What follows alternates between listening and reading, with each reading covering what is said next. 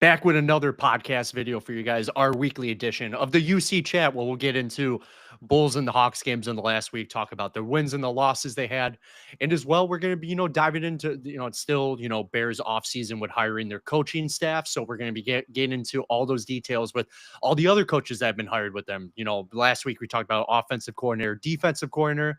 This week we got we got lineman coach. We got a bunch of coaches we're going to be talking about today, but let's get right to it, guys. My name's Tyler. I'm joined alongside.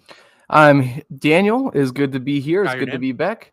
Yeah, I almost forgot my name for a second. I was really focused on trying to get into the rhythm of a long week, man. A lot of positions to fill for the Bears. I mean, even after the coach position was filled, there's so many other jobs that are getting touched on here, and we're super excited about it because in the last regime of Eberflus, we didn't see a whole lot of overhaul, a whole lot of change. I mean, we saw people getting hired, but it wasn't this important to us, let's say, this time around. So we're going to definitely cover a lot of hires. This is probably the more hiring episode, and then in the next few, hopefully there won't be as many because the roster is pretty much filled at this point. That after this is going to be players, right? So pretty much that's going to be the exciting part, and we will be excited to dive into that part for you guys. Yeah, obviously, you guys know this weekend is the Super Bowl. We'll kind of dive into that a little bit. We'll give you guys our picks on who we think is going to win that Super Bowl too, as well. We'll kind of after the Bears segment with you guys.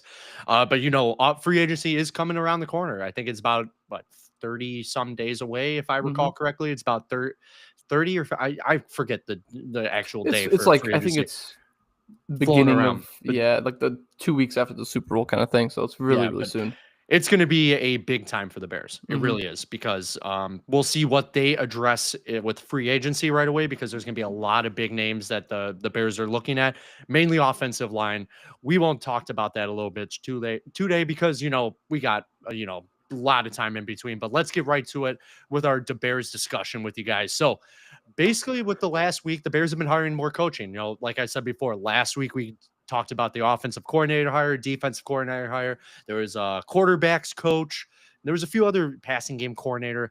Today we'll dive into those coaches that the Bears did hire. On the other side of the ball, the offense, defense. Other pieces need to fill. So Dan, you want to start us off? Obviously we're not going to start with coaching. Yeah, we did hear some news. Yeah. I just I kind of read our document.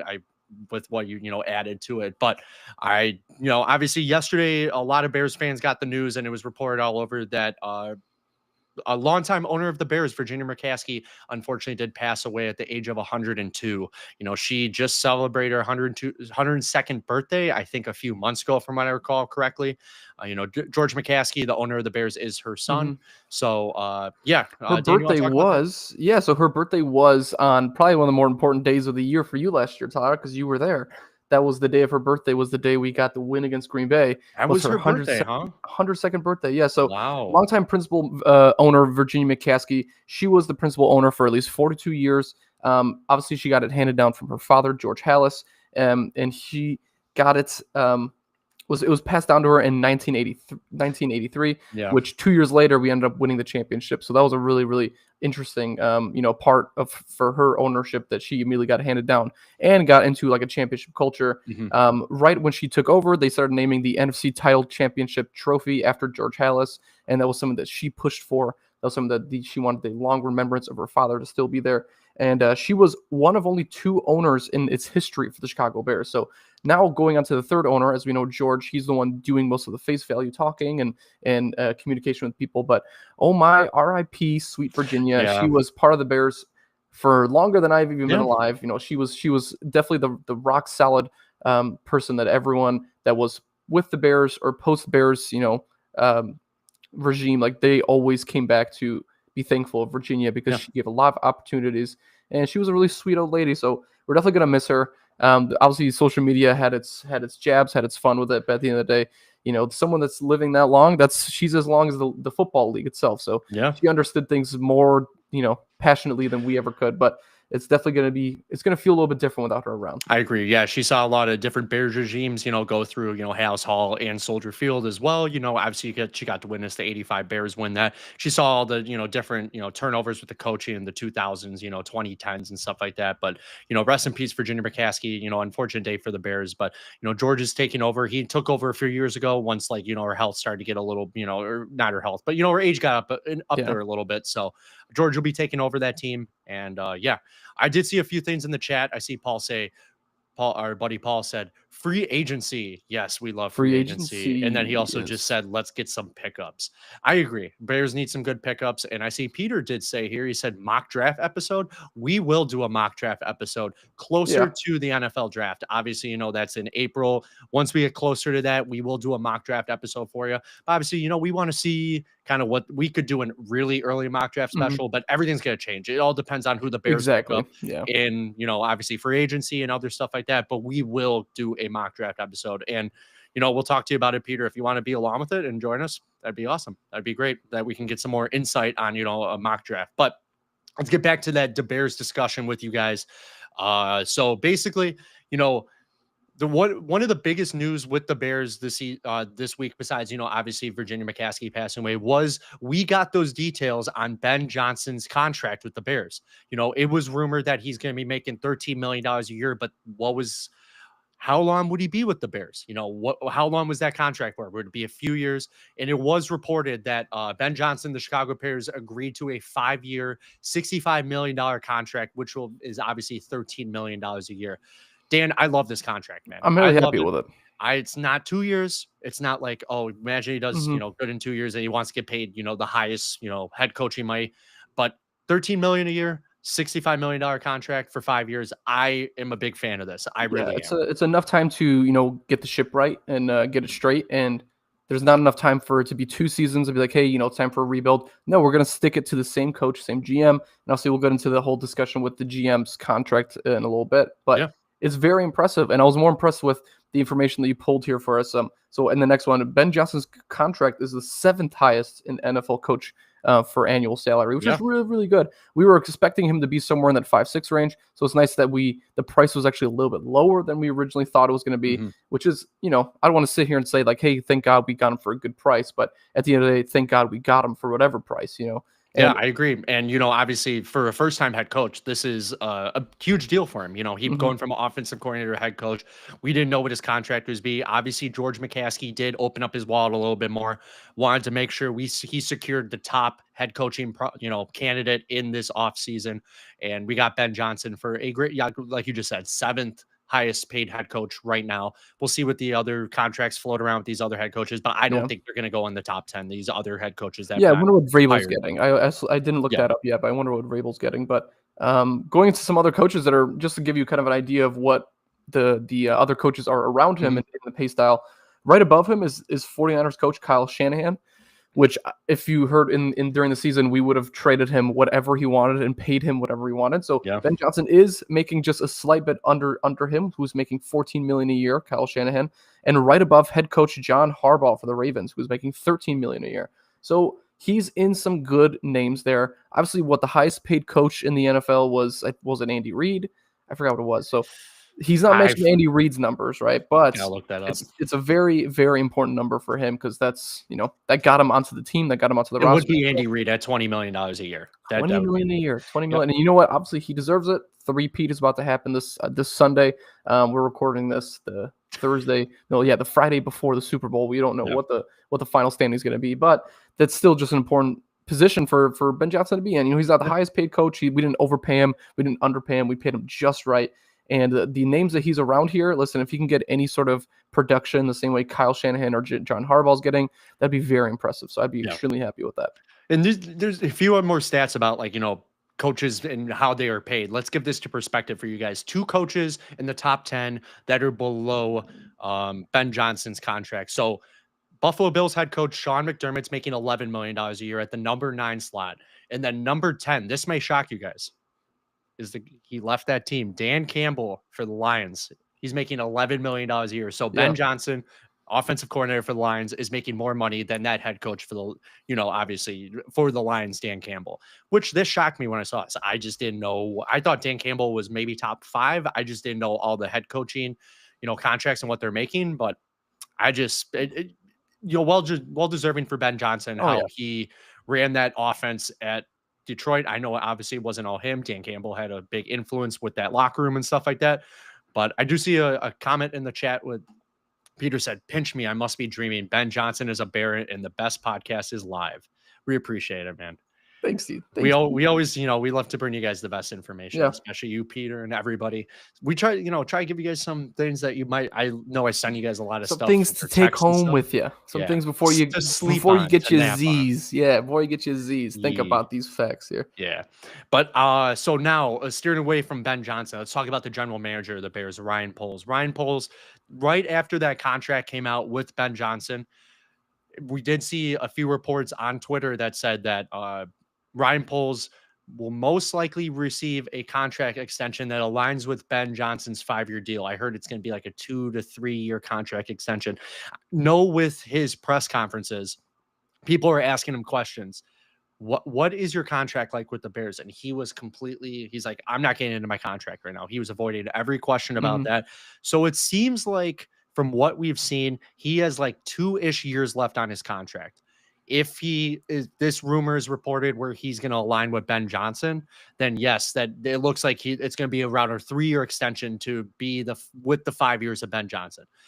To be honest, I know a lot of people on Twitter were like going kind of haywire with this, but you know what's crazy, man? As soon as Ben Johnson became the head coach of, the Chicago Bears, a Mhm. lot of people gave Ryan Poles a little bit, Yeah, they a jumped. little They bit more jumped back on the support. Poles train, which is really funny because I remember right at the end of the season, everyone's just like, "Man, get Ryan Poles out of here." But at the end of the day, we have one of the best GMs of all in all Chicago sports is in the Bears facility right now, and you got to give him his flowers, like you were just about to say.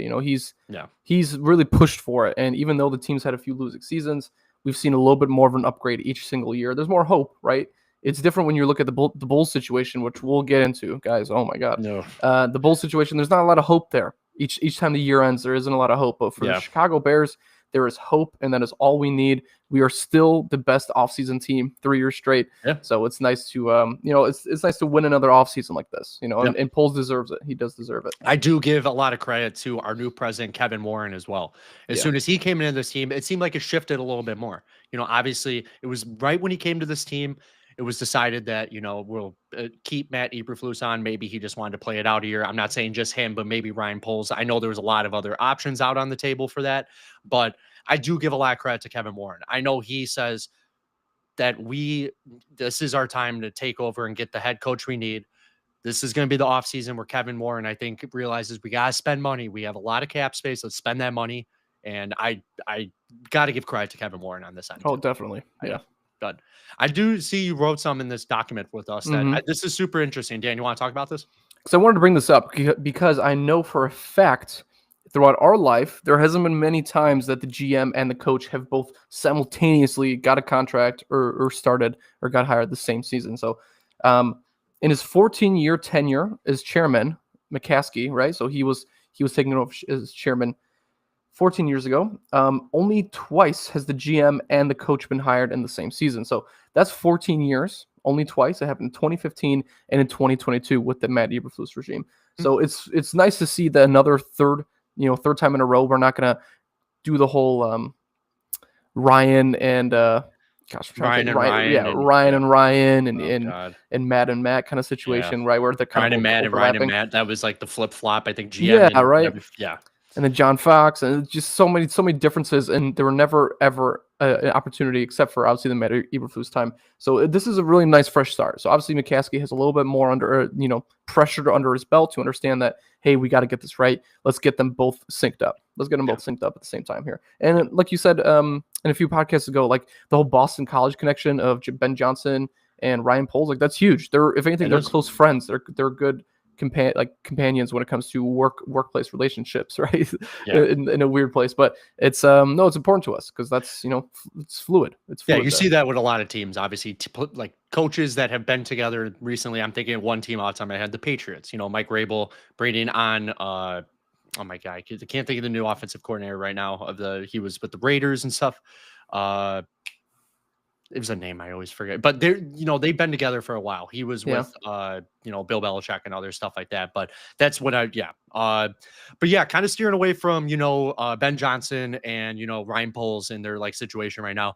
Let's go into some of the other coaches that have gotten hired under the the Bears coaching staff. Obviously, it's been another week.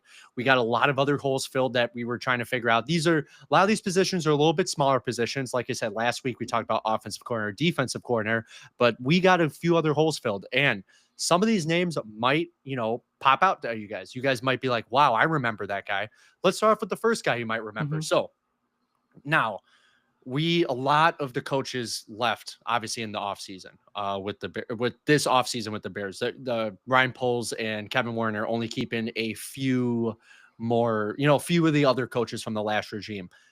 The running backs coach was needed, and Ben Johnson hired a big name that I was super excited to hear. Might sound familiar to you guys. His name would be Eric Bieniemy. Obviously, who is Eric Bieniemy? If you guys haven't, don't know too much about football. Obviously, Eric Bieniemy was a big part of the Kansas City Chiefs organization. He was with them from 2018 to 2022. And then he was with the Washington Commanders in 2023 when he served as the assistant head coach there. He also previously won 2 Super Bowls with the Chiefs. He spent 2013 to 2022 in Kansas City, where he overlapped with the Bears general manager, Ryan Poles. So there's the connection there. Eric Bieniemy, Ryan Poles. That's another, tie that he has with, some staff member on this Bears team. Eric Bieniemy is 55 years old. He spent the 2024 season as the assistant coach, and then he was the offensive coordinator at UCLA. So he was in college, the college level for a few years, and it was his second stint with the UCLA Bruins. And then also Eric Bieniemy, he was the running backs coach for Minnesota from 2006 to 2010. And then Bears president and CEO right now, Kevin Warren, was on the staff in Minnesota at the time as the Vikings executive vice president of legal affairs and CEO of that team. So there's another connection. He was connected with Kevin Warren and also Ryan Poles. So that was a huge snag for the Bears. I think this is a huge hire. What do you think about this, man? I think it's fantastic. I just looked something up. So Adrian Peterson was on the Minnesota Vikings between 2006 to 2010 is when Eric was on the team. So yes, he was there to coach. He was there to coach Adrian Peterson, which to me is sort of a big deal because you're definitely looking at someone, and obviously the running game's a lot different. Yeah. It's not the same as what it did have Adrian Peterson, but that's it's a pretty good outlook for me when I look at it. I always want to know if there's a coach there, I want to know what sort of all-star potential players that they were coaching up. That's a pretty big deal, right? And Kansas City was never that much run heavy in their system when they had it, right? I think about Jamal Charles. I think about Kareem Hunt back in the day too. So and then he came back to the team, obviously. And finally got to a championship here. So that's a pretty impressive hire for the Bears here because he's an underrated name, right? He definitely could have gone out and been a coordinator somewhere. He definitely could have been a head coach at the college level. Yeah. He came back to be the running back coach. So that's important. And I mean, you're texting me about it a lot, man. I mean, I'll tell you a player that would love to get drafted and have that be his running back coach.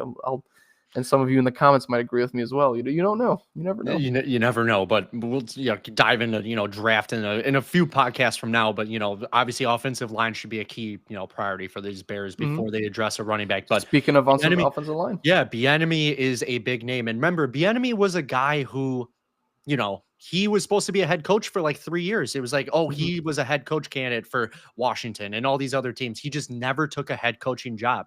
And now he's going to be a running backs coach after being the offensive coordinator for the Chiefs. Great hire by the Bears. I can't believe they got this hire. I read my phone. I couldn't believe it, but super excited about that for the Bears. And now, like you just said, talk about the offensive line. Bears got a new offensive line coach. His name would be Dan Ruchar. Dan Ruchar has primarily been the offensive line coach for decades, and both in the NFL and college ranks. Most recently, he was Tulane's offensive line coach from 2023 to 2024. And then he spent 10 seasons with the New Orleans Saints.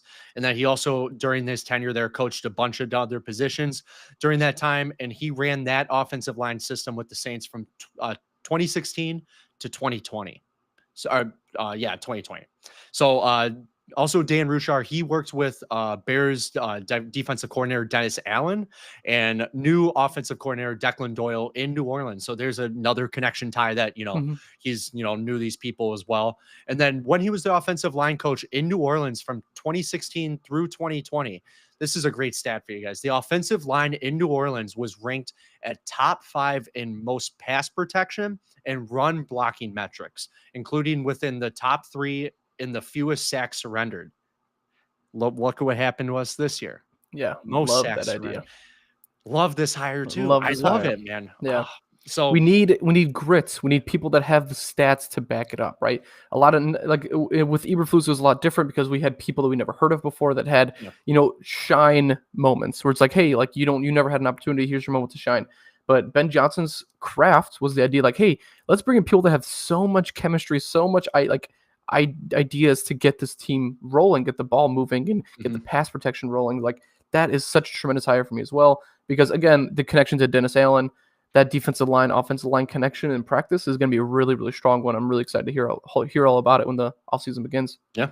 I love this hire by the Bears. Obviously, we just talked about it, but when, like you just said, when you have the stats to back it up, that's a big hire, in my opinion, instead of somebody that doesn't have that much experience. So I love this hire for offensive line coach.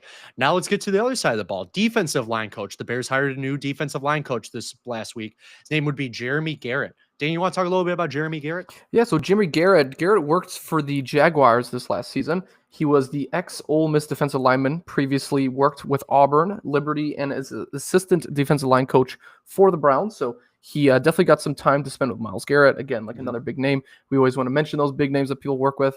And Jeremy Garrett, obviously there was a funny situation about him switching jobs, trading with the Bears for Shane Waldron. If you guys haven't heard, Shane Waldron just signed a deal as the passing game coordinator in Jacksonville. We took Jeremy Garrett to be our passing game coordinator as well. So that's a pretty impressive hire here. I mean, I know we could talk about the Jaguars all we want, but at the end of the day, he had a big part of the passing game there, and Brian Thomas Jr.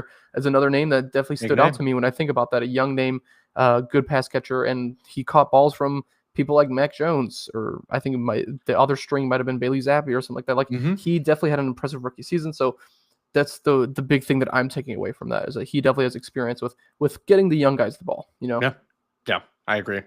It's another good hire by the Bears, in my opinion. Like you just said, big names. Brian Thomas Jr. from the Jaguars. That was, he had an amazing rookie season. Obviously, Calvin Ridley didn't have a good year with the Jaguars, but it's just all about who can step up. And Brian Thomas Jr. was the guy who stepped up above Calvin Ridley, and he utilized him more. So that Calvin Ridley actually was a member of the Tennessee Titans. That's what it is. He used to be a Jaguar. Now he's with the Titans. Christian I just thought about that. Evan Ingram. Kirk got hurt. Evan Ingram was hurt for a long time. There wasn't too many pieces left. So they had the guy from the Bills. Oh, we got a good comment in the chat by Peter. Here we go. Thoughts on the Myles Garrett situation? Yeah, think he'll be worth the price for the Bears if we trade him? Could demand 2 first-round picks. I personally don't think it's worth it. Peter, I agree with you, man. I don't think it's worth 2 first-round picks. I'm going to look at the experience that Kevin Warren and Ryan Poles have. Obviously, we could talk about the different things Ryan Poles has done where he kind of messed up a little bit, trading Chase Claypool for a second-round pick. I don't think that they're going to make the same mistake that happened in the past with the Bears. I'm not saying getting Khalil Mack was a big mistake, but we gave up so many assets for him. Peter, I know I was texting you about this, basically talking about like different players in the draft, Mike Green out of Tulane. I think that's a great pickup, but now he had an amazing Senior Bowl. He's probably going to fall within the top 20 if I took a wild guess with Mike Green. So I don't think he's worth it. I think Myles Garrett's a great player. I just don't think he's worth 2 first-round picks. Let's establish what we need first. Let's use that top 10 pick on an offensive lineman this year for the Bears. I don't want to give up first. I think there's other teams that are way more desperate than the Bears. Yeah. Like thinking about the Steelers, or just not the Steelers. There's a few teams I was thinking about off the top of my head. Oh, Eagles, I think would pay a pretty penny for him, and a few other teams out there. I really do think that the Bears should steer clear from Myles Garrett. I just don't think we need to be in a hole right now. Yeah, I don't. I mean, he's in the prime of his career at this moment. Oh yeah, it might have been 2 years ago. It might be a year from now. But I think there's other teams that are definitely more desperate, like you said. And also, when he gave out his list, the Bears weren't even on it. So I don't think the Bears are going to, send the Cleveland Browns 2 first-round picks. I think those 2 first-round picks will be better utilized for us.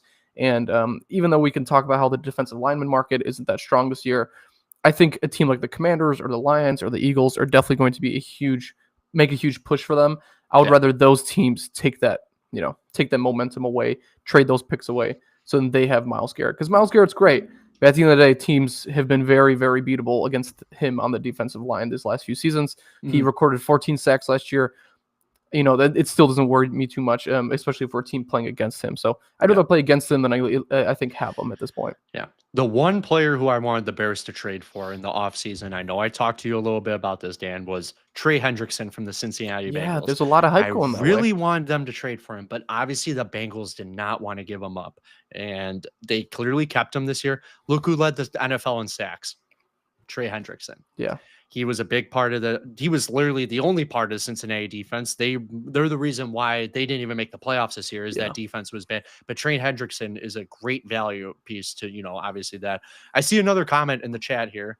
Gabe Davis was signed from the Bill. I thought this was a great signing from Jacksonville. He got paid a lot too, which is like super funny. Yeah. He got And paid a lot remember, of I was money. talking to you about this. I was like, the Bears should get Gabe Davis. But looking at him hurt off all season, I'm glad we got Keenan Allen instead of Gabe Davis. Yeah. And then we see some Hutchinson and Garrett on the same D line potentially. If he goes, do you think the Lions would give up that assets though? I think the Lions are the most desperate team in the NFL right now. They lost all their coaches. Yeah. A lot of players are on contract next year. So they're going to have to pay a lot of money. So I think for them, next year is win or lose out. Yep. If they get Garrett, they're going to try to win it. If they don't, then Amon-Ra, Gibbs, Montgomery, Laporta. I feel like a lot of these players are going to be ending up on different rosters after next season. Yeah. So basically steering clear from Myles Garrett. We'll get into that when we get into all those off-season hires. Go into the mock draft or off-season signings and mock draft stuff. We got 2 more coaches to talk about to you guys with the Bears. So basically the Bears hired 2 more coaches. One by the name of Richard Smith and the other one by the name of Cannon Matthews. So I'll get in a little bit about Richard Smith. So he's going to be our new linebackers coach for the Bears. Richard Smith Sr. Served as the linebackers coach when Dennis Allen was the defensive coordinator with the Broncos in 2011. So obviously there's some familiarity there. That's a hard word for me to say. There's like some words that familiarity. Yep. That's a hard one. But Smith has 37 years of NFL experience, including most recently as the linebackers coach for the Colts from 22 to 24, Raiders in 2021, the Chargers from 2017 to 2020. And then he was the defensive coordinator with the Falcons from 2015 to 2016, the Texans from 2006 to 2008, and the Dolphins in 2005. So look at that experience, man. Lots of experience. Now, here's a fun fact for you guys about Steve. I was thinking Steve Smith Sr. He was the wide receiver for. Or you got a Steve Smith. I was jersey. Yeah, I got a Steve Smith jersey. Yeah, I do. Yeah. He is the father of Chicago defensive line coach Travis Smith, who is the former defensive line coach, who was fired. He was the defensive line coach from 2022 to 2024, got fired from the Bears, and his dad took his job. Crazy. That's a fun fact for you guys. I saw that, I always got to confirm everything when I see some on Twitter. Obviously people are like, one of the coaches is the nephew of Mike Ditka. That was completely wrong for all those people that saw that on Twitter. But I thought this was a crazy fun fact that, his dad took his son's job on the Bears. But, he's got more experience. Obviously the Bears were turning away from a lot of different former coaches. So Richard Smith Sr. is now going to be the linebackers coach for the Chicago Bears. Now, Dan, you got one more coach for us, man. Talk a little bit about Cannon Matthews. We do feel like this is going to be the last coach. Obviously, there's another coach that we'll talk about after this, but you are probably familiar with this name just because he's sticking around. So the last new guy we think is going to be part of this new team is Cannon Matthews. He is a defensive back / Nichols coach, and he coached the last 4 years with the Cowboys. So he coached under Dan Quinn in the 2020 to 2023 season before Dan Quinn departed. And the team definitely looked pretty good as him at the defensive backs coach, and he was a defensive assistant in the NFL, held multiple positions since 2007 with teams like the Commanders, the Browns, the Titans, and the Bills. He did start off with the Bills, so that wasn't his early career, but he has had multiple positions, and he is coming into Chicago to work at the DB and Nichols. So him, Kyler Gordon, Jalen Johnson, and Tyreek Stevenson are definitely going to have a big relationship at this point, and I'm hoping that he can, bring some life to that position. The position's obviously played really well last year, but there's a couple hiccups when it came to I think it's like health was a big concern and how off the field the health was looking for a lot of these players. And then you look at Tyreek Stevenson, a lot of on the field issues. So I'm hoping that Cannon, with a little bit of experience since 2007, that's a lot of years. It's 15, no, it's more. It's like 18 years of experience. So it'll be nice to have him around to bring some leadership into that group there. Yeah. So a little bit, not obviously not as big of a coaching, hire for the Bears, but I like like we just talked about, experience is good for this Bears team. So now those are all the new coaching hires that we have for you guys. We got one coach that's going to be retained for you guys. We'll talk about just real quick, and we'll talk about one coach that actually got let go from the Chicago Bears staff. One coach that's being retained, if you guys didn't see in Twitter and stuff like that, is going to be the tight ends coach, Jim Dray. Try to say that 10 times. Jim Dray. He joined the Bears with former head coach Matt Eberflus and then former offensive coordinator Luke Getsy in Chicago back in 2022. And he was one of the few offensive coaches to remain on the staff when Getsy was fired and then when Shane Waldron took over for the Bears. In 3 seasons with the Bears, Dre helped develop tight end Cole Kmet, and we saw his production increase from 2022 to 2023. Notice how we didn't say 2024. That's just a different story. That was different coaching and stuff like that. But that is the one coach that's another coach that's being retained. We have special teams coordinator and tight ends coach that's being retained from the last regime. And now, Dan, you want to talk about the last coach that actually, unfortunately, that got let go by the Bears? This was a big choice here by Ben Johnson. I think he might have seen a little bit about the way that the Bears were handling injuries in the last few seasons, and maybe he just wanted to go a different direction. So leading up to that, the Bears parted ways with head strength and conditioning coach Jim Arthur. Ben Johnson will be bringing in a new coach to oversee that. This was Arthur's second stint with the organization. So, and obviously that's a big position to change because usually when you hire someone like that, they stick with the organization for a very, very long time because they know the players, they get to know the players, they get to know the coaches, and they're just a regular there at Halas Hall. So him leaving is kind of a big deal just because that is going to have to bring new connections made with the players, someone that could change a little bit of the way that we see, health concerns face up for the Chicago Bears. I think a big reason for that was Jaquan Brisker's injury. I think the way that was handled was actually a big reason as to why there's a lot of question marks because he went from being concussion to questionable to just not, his name wouldn't even show up in the injury report anymore as if he was shut down for the year. And him tweeting, if you see Jaquan's tweets, his tweets are always going like, I'm healthy, I'm good, I'm ready, put me out there, I'm ready for next year if they can't play me. So I think there's a lot of questions going on with that, and maybe there's just a little bit of confusion.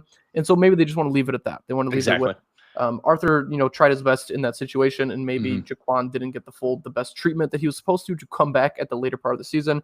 He never made it back last year. So I think that was a big part of it. If I had to guess, I think that was a big part of it. It's hard to be a strength and conditioning coach, especially when players get injured, because you are the one to blame for not getting them prepped enough. Look at the offensive line for the Bears. Tevin Jenkins, obviously he's an injury-prone player, but he got hurt a lot. A lot of other pieces on the offensive line, our center, our left tackle, Braxton Jones, wide receivers getting hurt.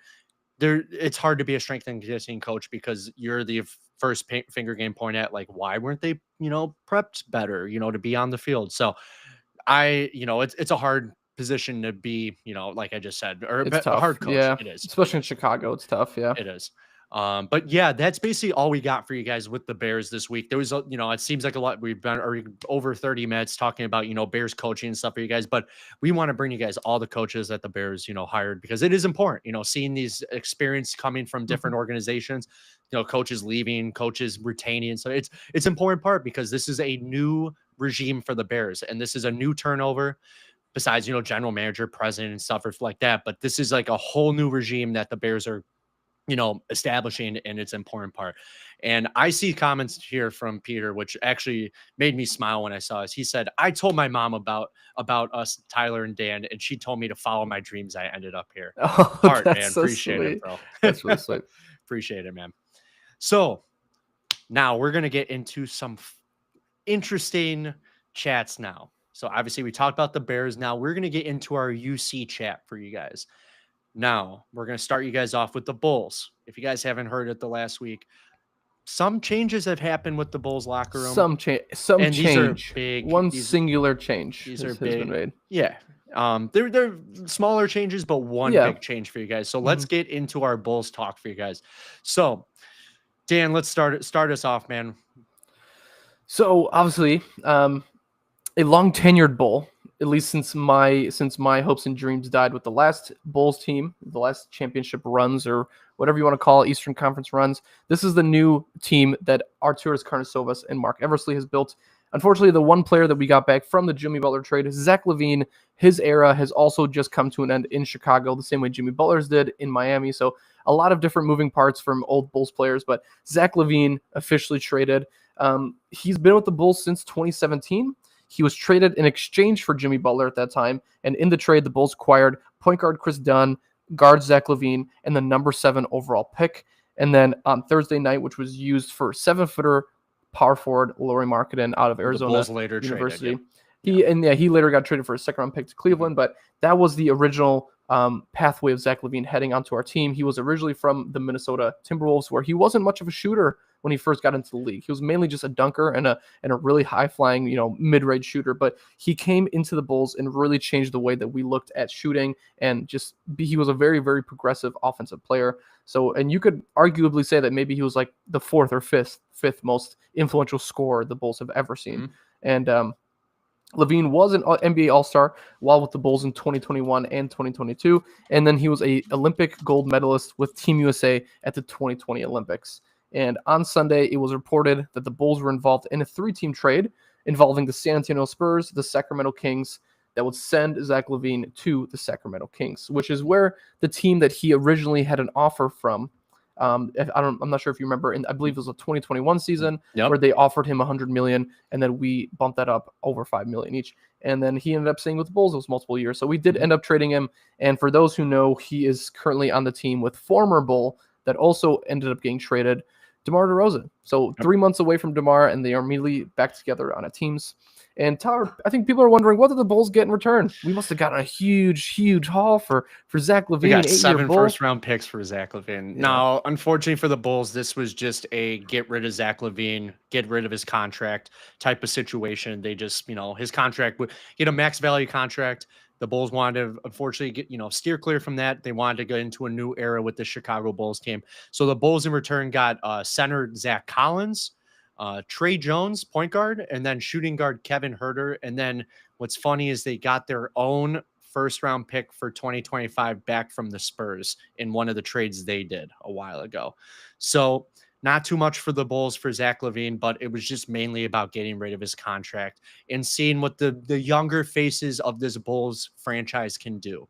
Obviously Buzelis on the team now. We got Kobe White, other players on this team that could potentially, help this, organization out. But let's not forget about Zach LaVine, that he is now the 3-point leader for Bulls history. He has the most 3-pointers in Bulls history. I have it right here, wherever that, tab went. I have like 12 tabs open on my computer. 1,130 3-pointers that Zach LaVine has with his tenure with the Bulls. So he was, he's been, so the Bulls were for a long time were trying to find a buyer for Zach LaVine for over a year, and they're parting ways with his over $95 million contract, which he's owed over the next 2 seasons. It'll give obviously the Bulls more financial flexibility at that point. From Chicago's standpoint, the key to the deal was getting back full control of this year's first-round pick from the Spurs and getting rid of Zach LaVine's contract, like I just said. But, one can argue that the Bulls didn't get much of a return, considering that Zach LaVine was a very good offensive player. That said, it was likely the best that they could do, and it's a solid outcome for the Bulls as they jump in with both feet on a rebuild. Unfortunately, we have that another word that people are afraid to hear. Rebuild. To hear in a lot of the Chicago sports teams, Hawks, White Sox, now the Bulls. So the Cubs were in a rebuild at one point, but Torrey, and then in this move with Zach LaVine leaving and us gaining all those players, 2 players did get cut off the team. Torrey Craig and Chris Duarte were both waived as well after this trade. But yeah, Dan, talk a little bit about Zach LaVine's stats for me. So Zach LaVine obviously was a very phenomenal player. He was obviously, like Tyler said, first in the franchise in 3-pointers made and attempted for Chicago Bulls. And he was 3rd in the franchise in points per game in his 8-year career at 24.2 points per game. And then when it came to field goals made, he was 7th all time on the franchise list. And for free throws made, he was 10th all time on the franchise list. 416 games, 8 seasons, 10,056 points. He had 3 games for the Bulls to hit that 10,000 point mark. So that's pretty incredible. I'm really happy to see that for him. And you know what is you can look at it any way you want. Obviously, the Bulls did miss out, and I even hate calling this a rebuild move because at the end of the day, Vooch, Kobe, Lonzo, everyone is staying with the Bulls for next season. I think this is a problem with AK. He maybe just didn't get a lot of, or maybe he was over shopping Zach LaVine. The last 3 seasons, ever since we got that deal done, he's been in multiple trade talks every single season. So I think people just knew that he had to get let go at some point, and maybe last year his outlook was going to be like 2 first-round picks. Every year that gets a little bit worse and worse because with age comes the idea that, hey, you still need to get rid of him at some point. What changes if we just wait until next year? Yeah, he's probably going to get. I mean, Zach LaVine can't be an all-star starter, right? If that's what people are looking for. So that's unfortunately all we have to get, and so we have to look towards the future of having our next year first-round pick back. That's going to be pretty important. And even if you want to call it a rebuild or not, the Bulls are going to be worse. And right now we are projected with the number 10 pick if we were to stop the NBA at this point.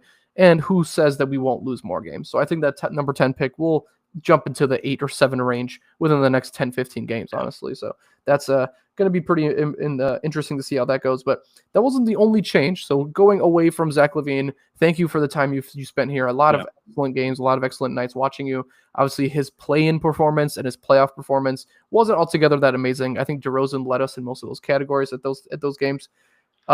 One of the more important moves that wasn't a trade for the Bulls at this point was we decided to extend guard Lonzo Ball to a 2-year, $20 million deal. Tyler, tell me a little bit on why you think the Bulls extended Lonzo here.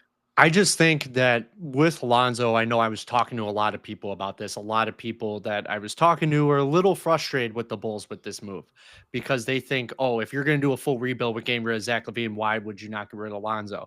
Look at this deal that Dan just talked about. 2-year, $20 million. This is super team friendly. Yeah. You know, his original deal with the Bulls was like 4 years, $95 million. If I took a wild guess, something like that. Wow, that was pretty good off the top of my head. Mm-hmm. But you look at what Lonzo did over the last 2.5 years. He busted his knee, had to get surgery, had to get another surgery. Wait, he got one more surgery. He had like 3 surgeries. He was out for almost 2.5 years. Mm-hmm. He busted his butt to get back on this court. You know, obviously right now he's on a minutes restriction. You know, it seems like every game he's improving. Unfortunately, he's still not playing back-to-back games. You know, he's out those back-to-back games. But I really do think this was a good extension for the Bulls. Lonzo is people can call him a veteran player. I do think he's a veteran player. He helps his defense out. He helps organize this offense as well. He's just, a facilitator when he's on the court. Oh, yeah. I love Lonzo. I think this is a great extension for the Bulls. It's if this was a $40 million deal, then we could talk about how the Bulls got, fleeced in this. But I do think 2-year, $20 million is a super, team friendly deal. And I am happy with the Bulls doing this. As soon as I saw this, I was, in smiles. I was happy. Other people I'm talking about was like, why would we even do this? If you got rid of Zach, get rid of Lonzo. No, if you rip the whole thing apart, then we are not winning another game for the rest of the year. Obviously, Vooch did not get traded. He's still on this roster right now.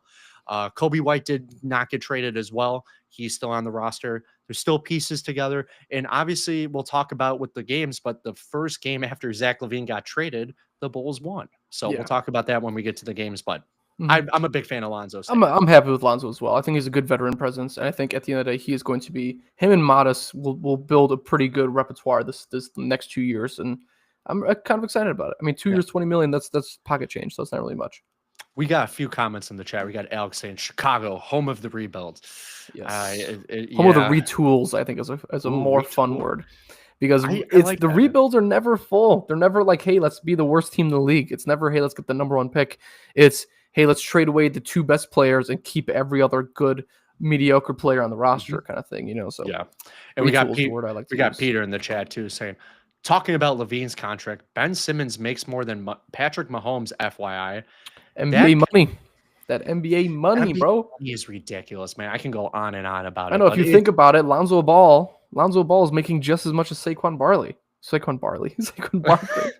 Saquon Barkley. I mean, what Saquon's making $13 million a year, right? Wasn't that his deal? Or I think maybe it was a little bit more than that. 13. But I think it's 13 or 14 or something like 13 that. million, Yeah. man, that's nothing. No, he's making 18. He's making more making- than because oh, what's his okay. name's making 13. Mhm. Bears Swift. Making Okay, 13. so we're talking maybe more towards Vooch's contract, right? Yeah. Vooch For is a guy a who two-year, carries the whole, I'm not 43 saying the million. whole Yeah. offense for the Eagles, but he carries like a lot of that offense. Oh yeah, I mean just But offensive player of the year, right? yeah. So yes, let's steer away from obviously, the Zach LaVine tenure was awesome with the Bulls. Obviously, before we go away from Zach LaVine, I'm going to talk about my favorite memory with Zach LaVine. LaVine, my favorite memory was that Hornets game when we were down by 5, got steal, 3-pointer, steal, or no, 3-pointer, 3-pointer, steal, 3-pointer, get us up when we were not projected to win that game. That was just, obviously that was in Charlotte. The Charlotte announcer was going even crazy about that. He couldn't believe it. That was one of my favorite Zach LaVine moments. I think my favorite was Zach LaVine guarding DeMar DeRozan in the All-Star game. I believe that was in 2022. Oh, that was sweet. Yeah. That was the year after it was in Chicago, so it was really cool to get 2 All-Star players the year after. So I think that was just a really cool moment for both DeMar and LaVine, and I'm really happy that LaVine got a little bit of a brotherhood there with DeRozan now in Sacramento. So yeah, that was my favorite moment. I agree. So yeah, Zach LaVine, you were a great Bull man since 2017. We'll miss you. Enjoy the Sacramento with obviously DeMar. Enjoy Sacramento. Enjoy Sacramento I with don't DeMar. hear many And people then saying that. then De'Aaron Fox is off that team now, so we'll see how they play. But and then Lonzo, happy you guys are staying. Happy you're staying, man. Let's get right into the games that have gone over the last week. Obviously, we're not going to go super in depth because it's already been a week. We're going to cover all those games real quick with you guys. Just talk about main stats real quick, like, why the Bulls won, why the Bulls lost, leading scores and stuff like that. Let's get you guys started with the Bulls Raptors game. That was actually last Friday, so a week ago when we met with you guys last time. There was a game that night. Let's get into it. So the Bulls won that game 122-106. Main scores with that game were Kobe White with 25 points and Vooch had 21 points and 12 rebounds. Now let's talk about the stats with that game. Dan, you want to get into the first stats or a couple of the stats? Some of the more important things to note since the Bulls won this game was the Bulls bench. Modest Buzelis went 12 and 7, 12.7 rebounds. P. Will, coming off the bench again, had 11 points and 9 rebounds, a close double-double.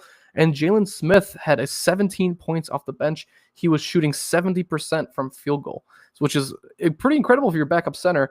So very, very happy with the Bulls bench production in that game. We scored 33 points in the third quarter. And if you know a lot about Chicago teams, we usually suck in every third quarter. So 33 points in the third quarter is awesome. We had 34 assists, which was more than the Raptors. And the Bulls shot 45% from 3-point and 50% from the field. That's a very impressive number. Obviously, Zach LaVine did end up missing this game because of the bringing his new child into the world. He did miss 3 of these games. And the Bulls were 82% from the free throw line, and the Raptors were only 66%. So that kind of gives you an idea as to why the margin was a little bit different. 14-point game. And the Bulls won each quarter. So we outscored the Raptors in every quarter. And it wasn't a very particular close game. At the end of the game, the Bulls were up 10 for most of the fourth quarter. So that was definitely a really, really good win for the Bulls there. Yeah. I just realized, man, is I was looking back at it. I know this is a little steering clear. It kind of went off the top of my head. Did we see Zach LaVine's last game at the United Center? No, we didn't, because the Nuggets were. We did not. Yes, the Nuggets. Peter was actually at that game. He saw Zach LaVine's last game at the United Center as a Bull. So that kind of went off my top of my head thinking about that. But going back to this game, when the Bulls get over 30 plus assists, they usually win the game. That's a big stat for the Bulls. When they pass the ball, usually leads to good things. This was a great game for the Bulls game, that win against the Raptors. Obviously, the Raptors aren't that good of a team this year, but like you said, the Bulls winning each of the quarters, that will obviously, that will make you win the game. But that was a great game for the Bulls, in my opinion, getting a win against the Raptors, Definitely. especially with no Zach LaVine. I really like that. So yeah, steering away from that with the Raptors. Now let's get into with the Bulls versus the Pistons. This was a interesting game for the Bulls. They did lose another team that not as good as the Bulls on paper, but we did lose the game. I would say the Pistons might be a little bit better than the Bulls on paper. They started off rough. Now they're like at the borderline of a play-in team and the 8th seed. They are a 6th seed right now. They jumped down. Okay, I meant up. My bad. Yeah, up. Down, I'm impressed. I'm impressed simply because the Bulls were only projected more than a 6th seed once in the last 4 seasons, and For Detroit, apparently their rebuild is shaping up just a little bit. So this game, we did come into it thinking that we'd win. We usually end up winning 4 games against Detroit each year. So Tyler, if you want to take it away a little bit here, Yeah. Detroit unfortunately got the win. Yeah, so Bulls leaders for you guys. We got Kobe White with 22 points. Vooch had 20 points, 11 rebounds, and 10 assists this game. And then Josh Giddey had 20 points and 10 rebounds. So after you kind of see what Zach LaVine out, other players kind of, getting more involved. So Giddey gained 20 points, Vooch gained more involved. Kobe White. Vooch getting his first triple double of the year, which is pretty cool. I mean, we haven't seen him get many triple doubles. 10 assists for him is hard. Yeah, it's hard for him as a center. So that's pretty impressive, even though it was a loss. Yeah. So some of these stats for you guys: the Bulls shot 46% from the field. The Pistons shot a little bit better, 54% from the field. Now, this is the big stat that hurt the Bulls. Detroit had 26 points off of Bulls turnovers. So that usually will separate you and, especially the main score, the final score with you guys. And then the Bulls scored 19 points in the second quarter. Not to that 30-point mark where that's going to set you down a little bit too. Yeah, exactly. Unfortunately, bad game for the Bulls. Lost against the Pistons. The Pistons, like you said, are looking better now. Their rebuild is shaping up a little bit better. I know the last few years I was looking at the Pistons being like, this team could make the playoffs, and then they didn't make the playoffs. Like this team on paper. I know there's one. What's his name's out for the whole year? Jaden Ivey, right? He got hurt. It might have been Jaden Ivey. Yes. He's out for the year. That's what came off the top of my head. Yeah, he's gonna be out for the year. I'm shocked they're playing this way without Jaden Ivey. So they got better big man and stuff like that. But bad game for the Bulls, unfortunately. Now let's get into their next game. Bulls against the Heat. This was a great game for the Bulls. Oh yeah. Great game. Obviously, no Jimmy Butler. He was stirring up diva drama with the Miami Heat, saying, trade me. I don't want to play. So Pat Riley says, you're just going to send that you're going to be suspended from the team. So he did not play against the Bulls this game. Dan, you want to get into the stats with this one? Of course. So Bulls versus Heat. This was on the 4th. And in Chicago, the Bulls ended up winning this game 133 to 124. 133 is a really good score for the Bulls. That means offensively we were doing our job, but 124 on the other end, that means defensively we're still struggling just a little bit. But let me get into these numbers here, right? Because this was a very important game for mainly just one player, and we'll let you know what player that is. Giddey had 24 points this game. He was the highest scorer in the game. Dosunmu had 21 points and 9 assists. And Matas Buzelis, with his new career high, also led the game in points, 24 points. Let's get into Matas Buzelis a little bit here, right? Because especially against a team like the Miami Heat that's coached by Erik Spoelstra, they do very, very well against other rookies who are on their opponents. So 31 minutes for Buzelis. That's the most minutes he's played all season. 10 of 10 from field goal and 4 of 4 from the three-point range. He is the first rookie in Bulls history with at least 10 made field goals on perfect shooting, and he is only the 6th player all-time rookie on the list to do that. So that's very impressive game for Matas. I loved the post-game interview with Matas and Casey Johnson, where he basically said, I can do anything I put my mind to. I think I can get better. That's what I like about him. He's only a rookie. He's taking advantage of the opportunities when he gets the minutes, and clearly he had 31 minutes this game. Billy Donovan gave him a little bit more. Obviously, seeing what he started out that game, not missing a shot. Good thing Billy gave him more minutes. So this was a great game for Matas Buzelis. And like we put here, Matas Buzelis has officially been unlocked, which is good. I know the next game was a little bit of an off game for him, but talk about a little bit of stats with this game, why the Bulls won. The Bulls scored 39 points in the fourth quarter, and the Bulls had 35 assists this game, over that 30 mark, compared to the Miami Heat, who had 29. It was a close margin, but the Bulls took more advantage, and especially with Buzelis not missing a shot. Being 10 of 10, that definitely gave them the 6 other assists that they had on the team. So very, very phenomenal game from Lil Boozy Vert. And I'm not sure a fan of that nickname, but I never heard about that. Stacey King gave him that nickname. I don't think it fits. I don't know. I haven't heard that. Wow. I don't know if there's a connection with Lil Uzi or anything like that, but I don't know. I'm a big fan of it. I like it. But let's get into the last game with you guys with the Bulls. There was one more game, and this happened a few days ago. This was the Bulls against the Timberwolves. This was a bad game for the Bulls. The Bulls unfortunately lost 127 to 108. Let's get into the stats with this game. So this was actually the first start for rookie Matas Buzelis. He got the nod. He got the starting role. He had 14 points and 5 rebounds in his first start. Kobe White had 20 points. Josh Giddey had 19 points. Jalen Smith off the bench had 14 points, 6 of 8 field goal, and 2 of 4 from 3. And then Javon Carter on the bench was a +4 on the bench. And this was a weird stat. He was the only Bull that had a plus rating. So he was very efficient when he was on the court. 10 points, 4-7 field goal, 2 of 4 3-pointer. Now, why the Bulls basically lost this game? The Bulls only scored 18 points in the fourth quarter. The Bulls scored 30 points in each of the first 3 quarters, which was good for the Bulls, over that 30 mark. But, they didn't score any good in the fourth quarter. They came down. The Bulls are out rebounded this game. This was a big reason why they lost 59-34. That's crazy. a big margin, man. Over 20. That's a big margin. And Daniel, I'll talk about the last 2 stats with this game. Yeah, and obviously free throws are a big deal, especially if you're losing the game by more than 20. Yep. The Bulls only shot 72% from the free throw line. Whenever the Bulls saw their opponents shooting under 80%, we usually ended up winning that game. So that gives you a good idea as to Bulls need to kind of push it a little bit when it comes to free points. We were only 16 of 22 from the free throw line. That's only 6 points added, but still 72% is a very, very ugly number. Mm-hmm. And obviously Timberwolves guard Anthony Edwards ended up scoring 49 points. And if you watch the last 2 minutes of the game, you saw that he was at 49 points for the entirety of the last 2 minutes. They kept giving him the ball to see if he could hit that 50-burger. He kept missing. He missed a free throw. He kept missing his shots, and he ended up not finishing with 50 points. So I'm sure he was pretty upset about that because that would have been his 3rd career 50-point game. But you know what? 49 points is still just as bad. And so that it gives a little bit into the idea of I think Anthony Edwards was just on a tear this game, and he wanted to play it out on with having the Bulls over there at home. So very, very tough game there. But you know what? Losing is okay.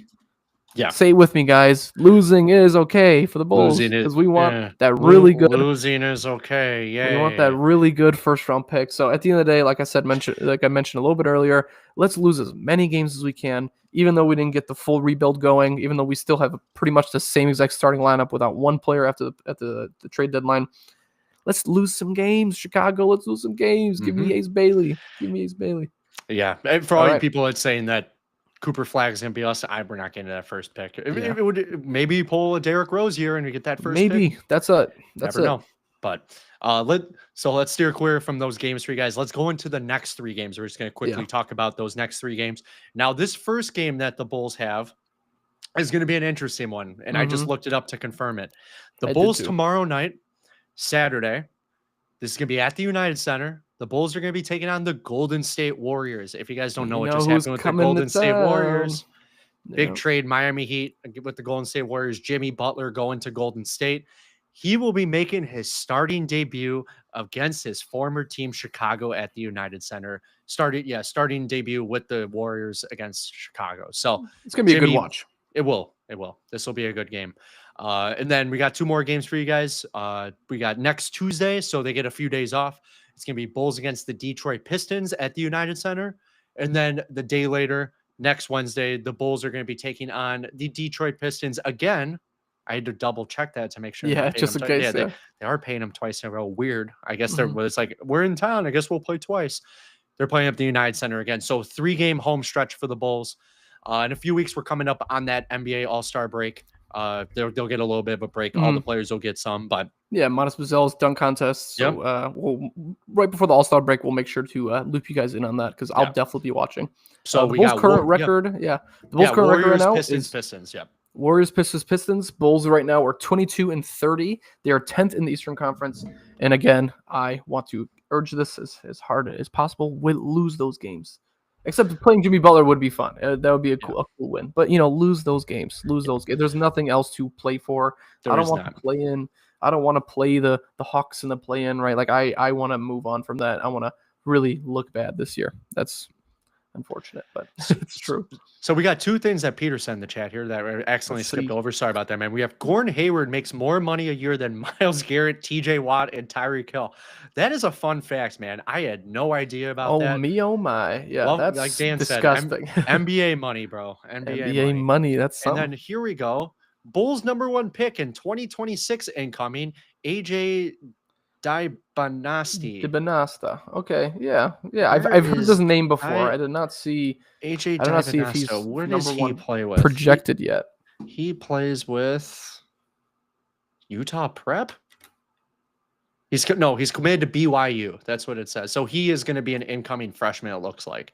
I don't know. I'm trying to get more into college ball and stuff like that. I don't know all these players. That's why I text Peter about this stuff, trying to get all this stuff. But I'll keep that eye up. If you got the number one pick, then I'm gonna start betting number one pick way before you can. So that'll be love the insight, man. Appreciate that. So we're going to steer clear, or not steer clear. We're going to steer away from, the Bulls with you guys. Let's get into a little bit of Blackhawks action. We have 3 games over the last week that we're going to get into. We're getting into our Blackhawks chat with you guys. So the Hawks right now are currently 16, 31, and 6 with 38 total team points. That is for the third week in a row. Third week in a row. Second to last in the league. I could tell we haven't changed this. It's the same. It's all the same. All I've changed is the losses and the ties. Yep. And the last place right now is the San Jose Sharks So now a little bit about, what kind of went on with the Blackhawks. So there was a little bit of news that happened. Didn't affect them with their gameplay. The second overall pick in the 2024 NHL draft joined the Blackhawks for the first time. Chicago announced that Tuesday they recalled defenseman Eric, I can't say this guy's name. Danny Artyom Levshinov.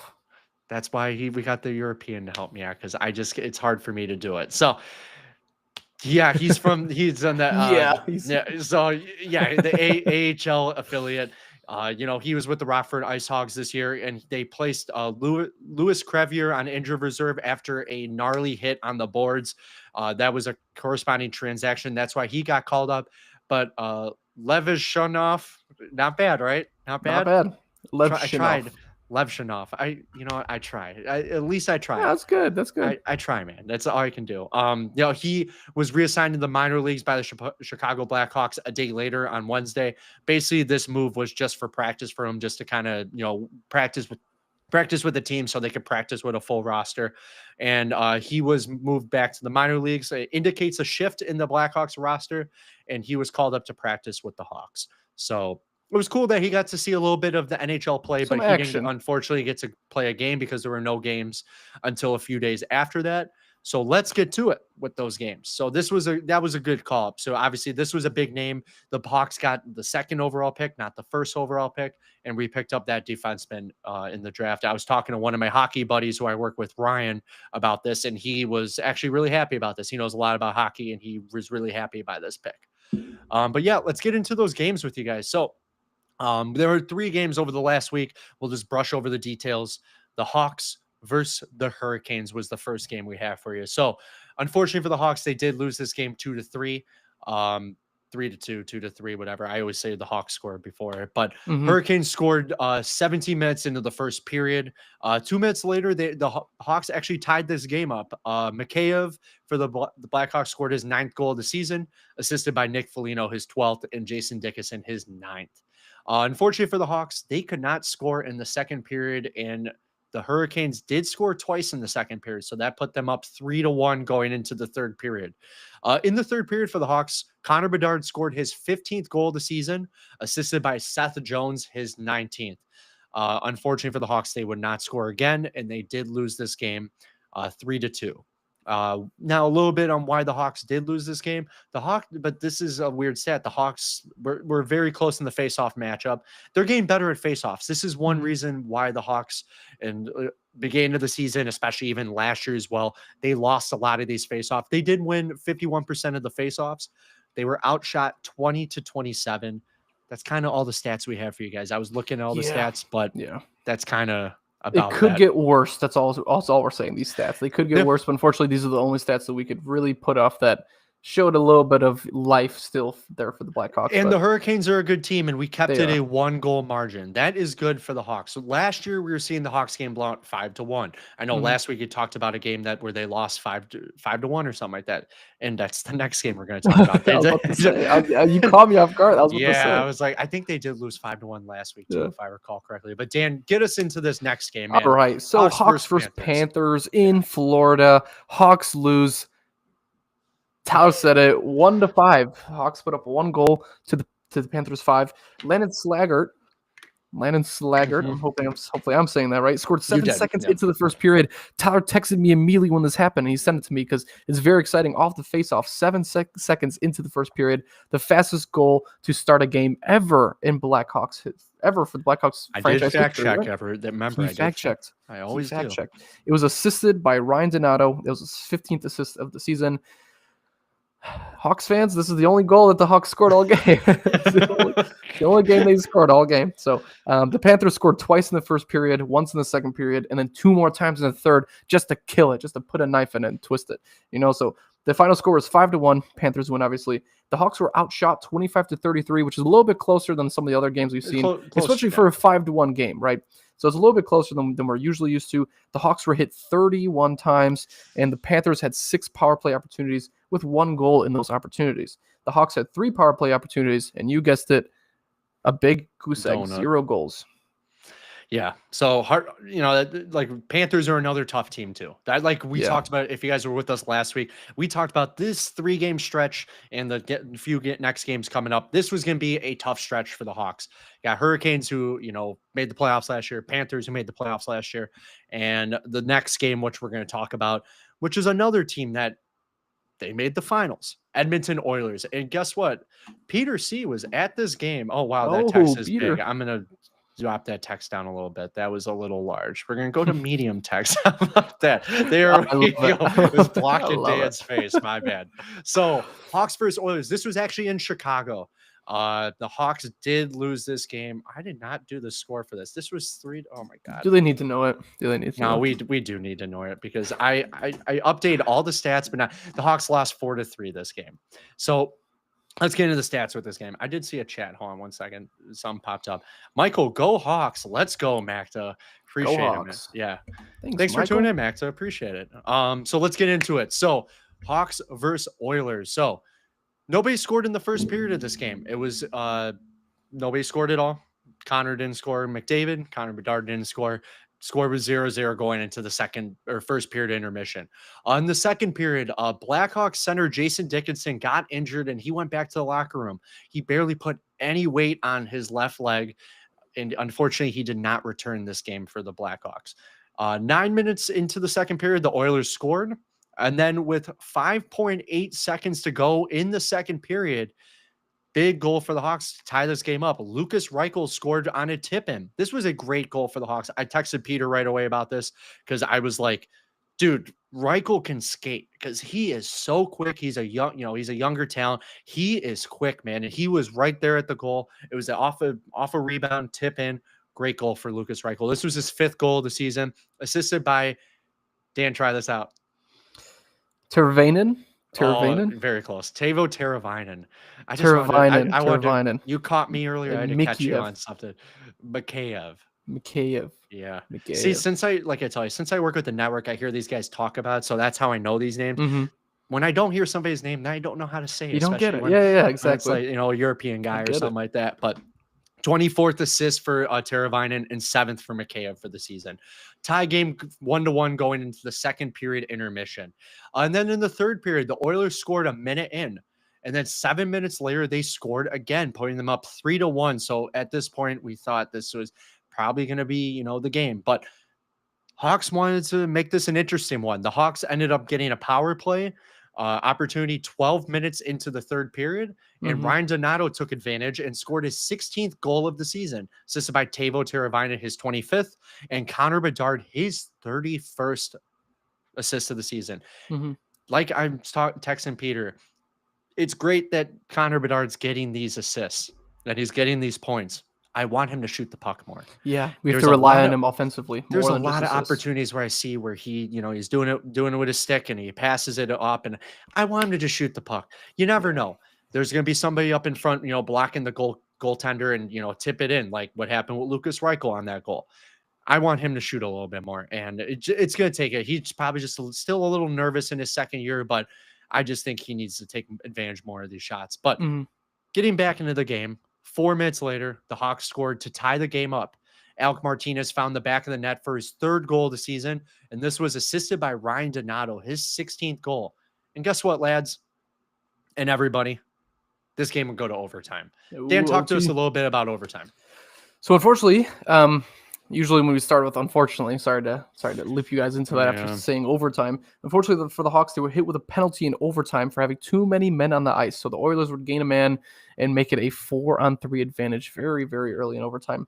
The Oilers scored 18 seconds after the penalty to win the game. And I remember Todd was watching this game while we were on Discord, and he was very, very excited overtime, really excited about it. And then he went really silent the second the overtime period started. So, and I understand exactly why, because we were seeing it all happen live time, and that's a pretty bad, that's a pretty bad way to start OT. You have a very, very close chance with a very good team, and they blew It was it a away for careless coaching. mistake. I forgot who the mistake was on, but one of the Hawks players was skating right up the ice, right up against the boards. I guess he just didn't see him. He thought he was in the bench already, and he jumped on the ice, and he clearly was on way too early.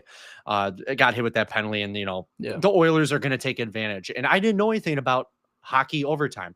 I thought it'd be a 3-on-2, but what happens in overtime is you gain a man, and that I had no idea how that would work. So 4-on-3 at that point. So Oilers took advantage 18 seconds in there, and the Oilers did win. But here's the thing about this game, man. The Hawks lost, but me and Peter C hit a parlay.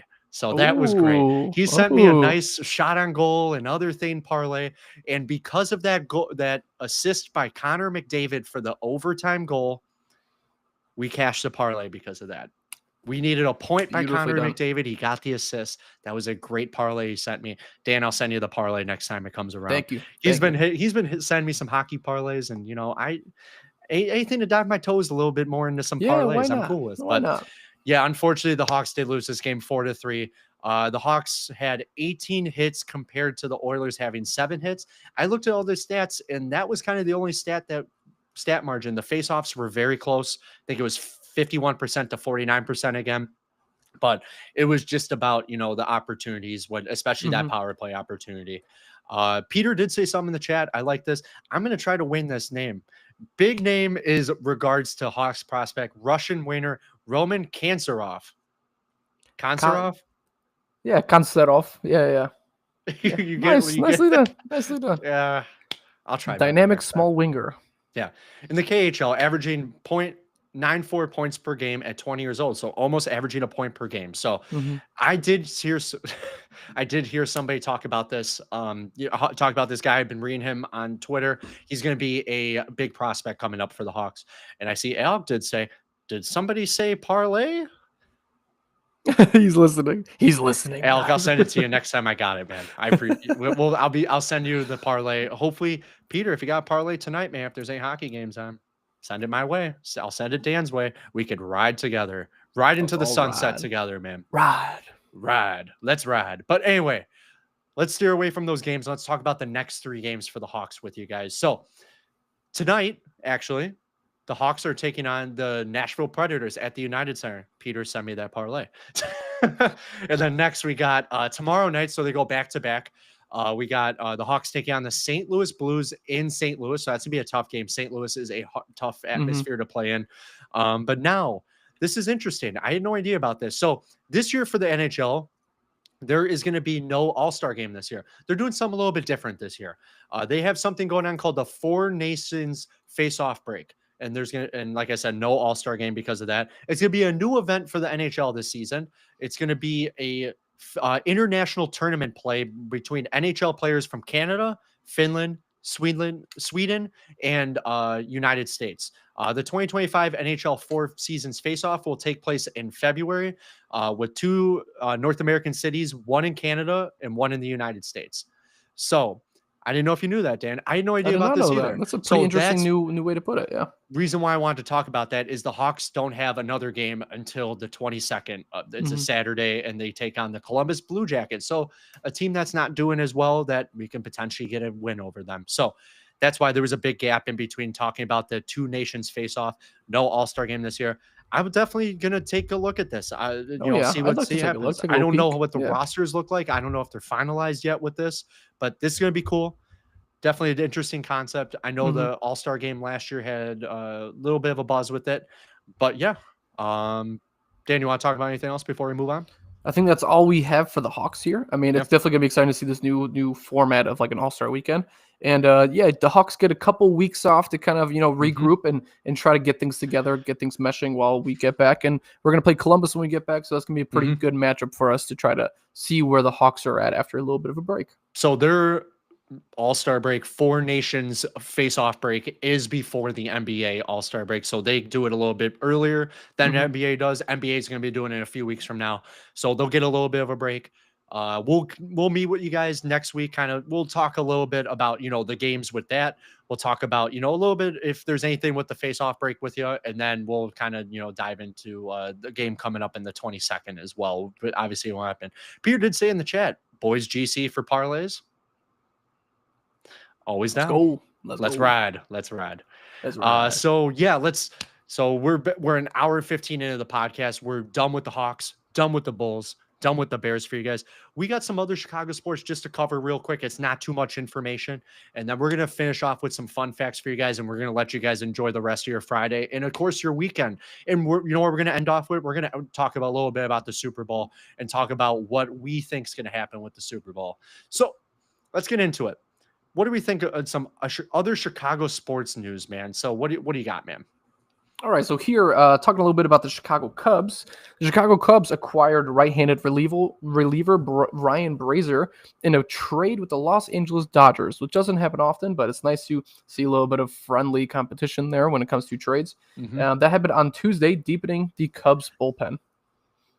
Yeah, so pretty I think this was a great trade. The bullpen, the Cubs have been trying to, get better arms in the bullpen or get more, faces in the bullpen. So happy by the Cubs. I'm really excited by this. Oh yeah. And a little bit about Ryan Brazier, if you guys didn't know, he was a very solid contributor with Los Angeles.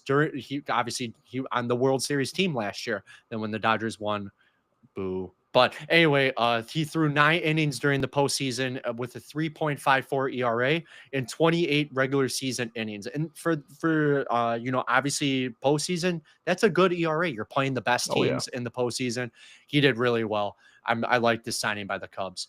And another, Chicago sports fact for you guys, that this isn't like something that happened within the week. We're just kind of preparing you guys for what's happening. So 48 days away from MLB opening day.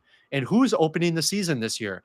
The Cubs and the Dodgers are opening the season, or the season this year in a 2-game series in Tokyo, Japan. So this is going to be cool. Tokyo Dome, Dodgers, Cubs, 2-game series.